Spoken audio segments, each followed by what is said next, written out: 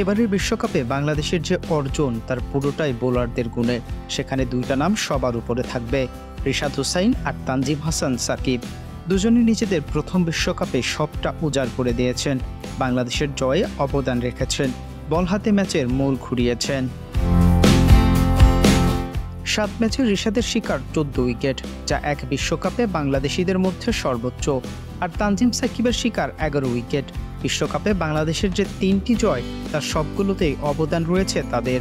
পরিসংখ্যান ছাপিয়ে ম্যাচে দুজনেরই ইম্প্যাক্ট ছিল দুর্দান্ত, দুর্দমনীয়।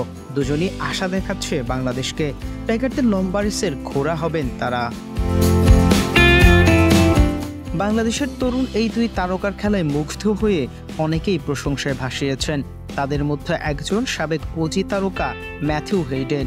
তরুণ দুই টাইগারকে নিয়ে ভবিষ্যৎবাণী করেছেন তিনি।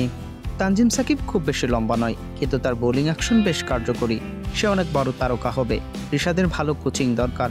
ভালো কোচিং পেলে সে বাংলাদেশের ভবিষ্যৎ তারকা হবে। বিশ্ব ক্রিকেটেই দাপিয়ে বেড়াবেন তিনি।